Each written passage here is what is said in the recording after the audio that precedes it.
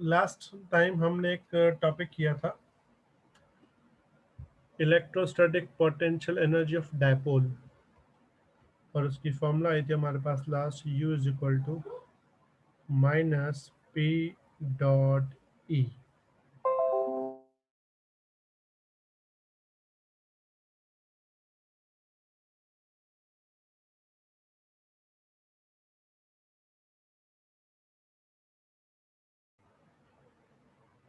याद है सबको ये वाली वैल्यू? Yes sir. आज जो टॉपिक पढ़ने वाले हैं वो है electrostatics of conductors. Electrostatics of conductors. Electrostatic of conductors का मतलब है, अगर हम किसी कंडक्टर को, कंडक्टर यानी मेटल को, अगर हम किसी इलेक्ट्रिक फील्ड में प्लेस करते हैं, किसी मेटल को इलेक्ट्रिक फील्ड में प्लेस करते हैं, तो मेटल के अंदर किस टाइप का बिहेवियर जनरेट होता है उसे हम नाम देते हैं इलेक्ट्रोस्टैटिक्स ऑफ कंडक्टर्स। पूरा कॉन्सेंट्रेट।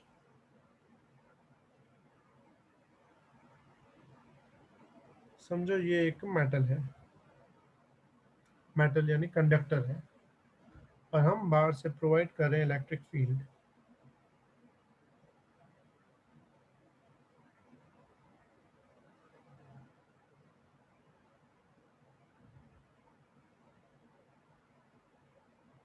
और इलेक्ट्रिक फील्ड मेटल में से पास होकर बाहर जा रही है।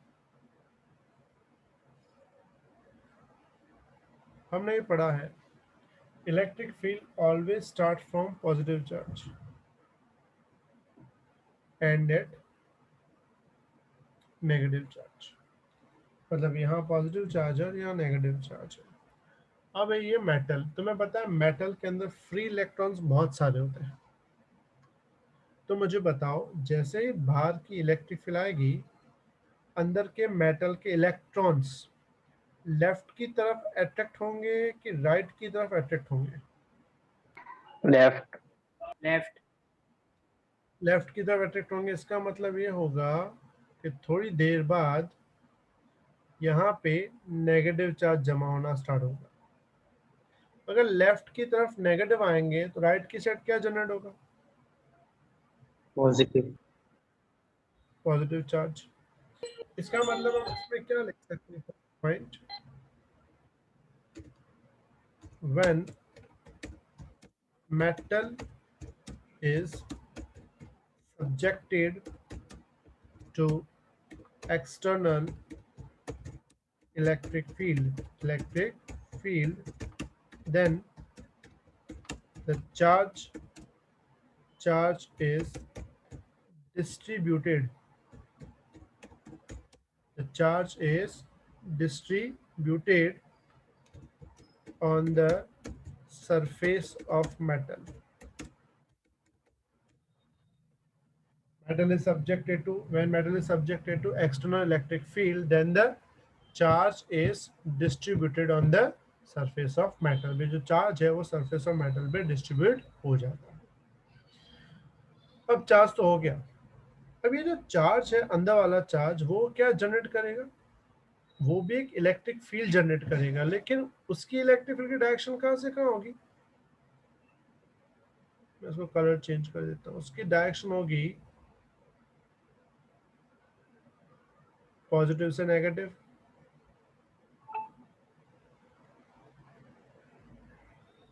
इसका मतलब ये हुआ, जैसे हमने बाहर से इसको इलेक्ट्रिक फील्ड प्रोवाइड करी, मेटल के अंदर भी एक और इलेक्ट्रिक फील्ड स्टार्ट हो गई, लेकिन वो इलेक्ट्रिक फील्ड, मेटल की इलेक्ट्रिक फील्ड बाहर वाले इलेक्ट्रिक फील्ड के ऑपोजिट हो गया।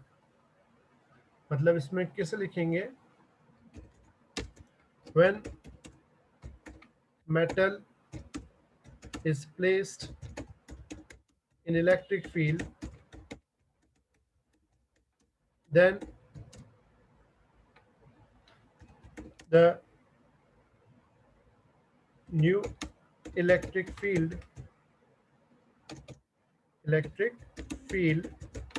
is induced in the metal due to surface charge,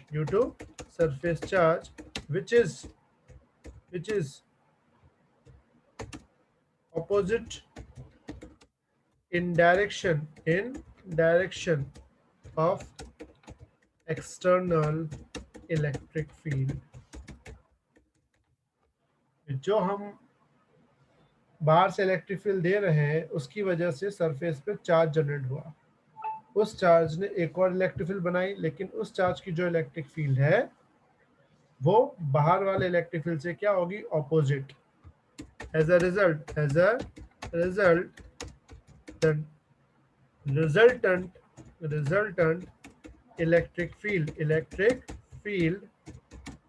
inside the metal becomes zero।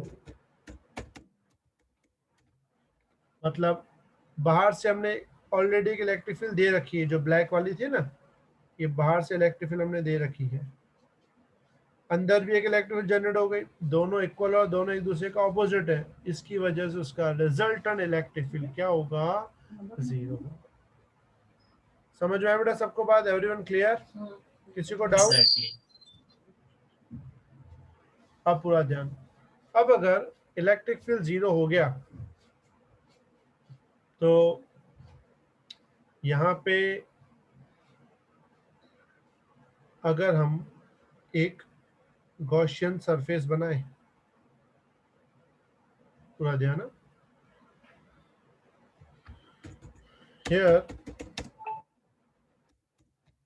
consider a Gaussian surface inside the metal। तो हमने ये फॉर्मूला पढ़ी हुई है,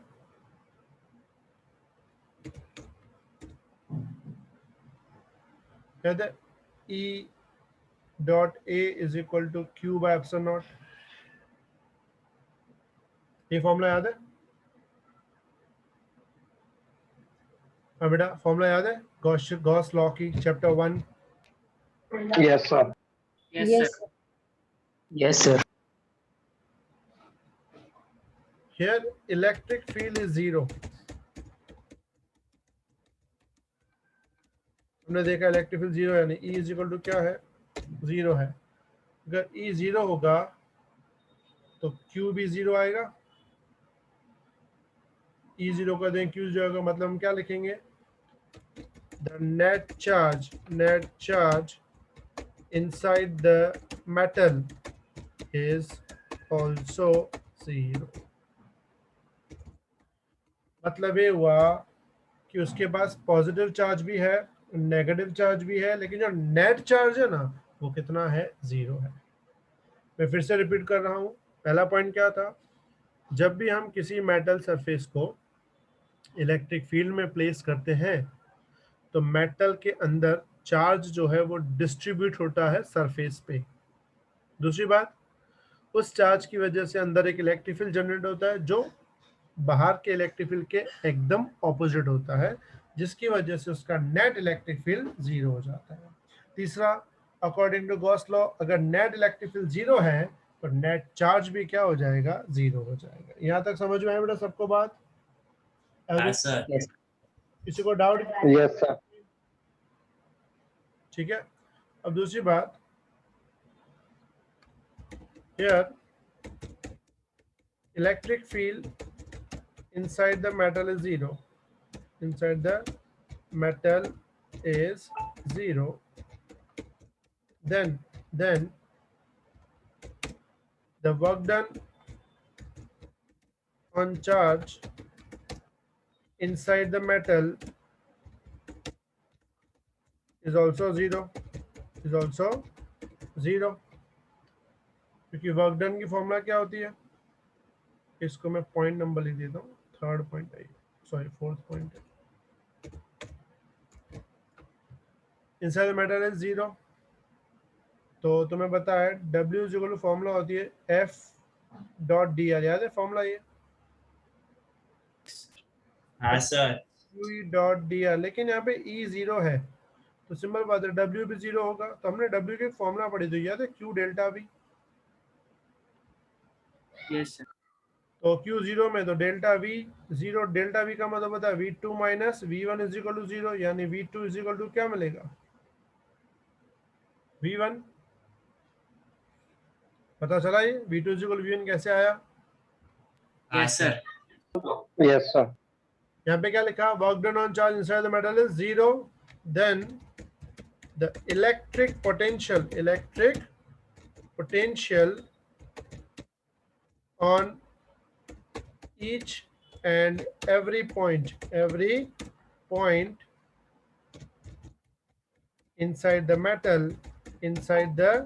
metal is same as on surface। मतलब वर्क डन जीरो होने की वजह से पोटेंशियल जो है वो कांस्टेंट रहेगा। मतलब जितना पोटेंशियल सरफेस पे होगा उतना ही अंदर होगा, मतलब अंदर हर एक पॉइंट पे पोटेंशियल की वैल्यू क्या मिलेगी, तुम्हें सेम मिलेगी। ये बात को ध्यान से सुनना कि इलेक्ट्रिक पोटेंशियल की वैल्यू मेटल के हर एक पॉइंट पे सेम होती है। अब तुम जरा सोचो, तुम्हारे घर में एक प्लग है, ठीक है, और उस प्लग से तुम्हें अपने घर के बाहर गली में कोई साउंड बजाना है, लेकिन प्लग अंदर है। तो प्लग से लेके बाहर साउंड के बीच में क्या कनेक्ट करोगे? वायर। कौन सी wire? It's metallic metal wire. Wire. क्यों मेटल वायर? Metal wire. क्योंकि जितना क्योंकि पोटेंशियल प्लग के अंदर होगा उतना तुम्हें बाहर मिलेगा, क्योंकि मेटल के अंदर हर पॉइंट पे पोटेंशियल क्या मिलता है, सेम मिलता है। समझ में आया बेटा बात? Clear everyone? Yes sir. किसी को डाउट आता है? दूसरी बात, फिफ्थ नंबर पॉइंट, पूरा concentrate.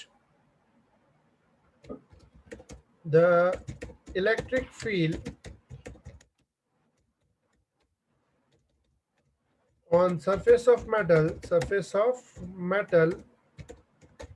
is given by,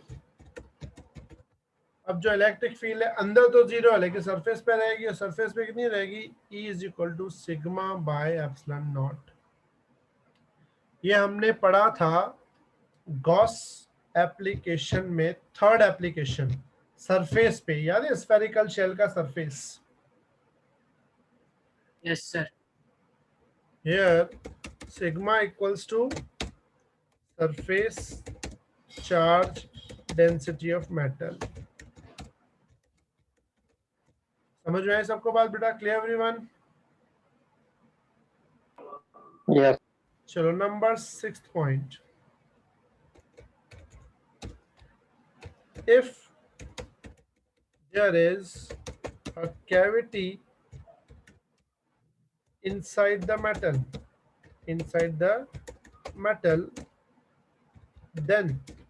then the force on a charge inside the cavity is zero।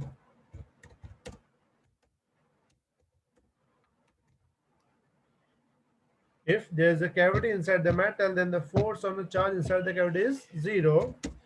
This phenomenon is known as electrostatic shielding। Electrostatic shielding. ये line फिर से पढ़ो अच्छे से।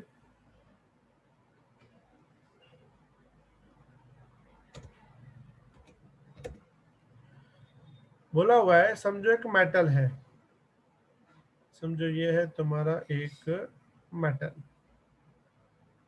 और उसके अंदर समझो एक कैविटी है। कैविटी समझते हो? Empty space.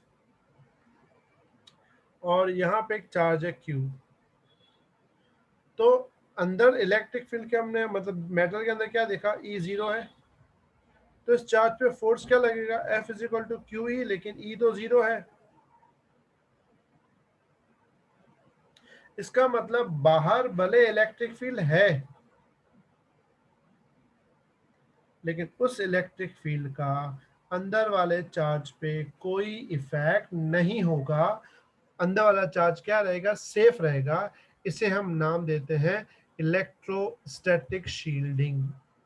मतलब किसी भी मेटल वाले बॉक्स में, जैसे एग्जांपल समझो तुम्हारी कार है, तुम कार के अंदर बैठे हो और कार पूरी मेटल की बनी हुई है।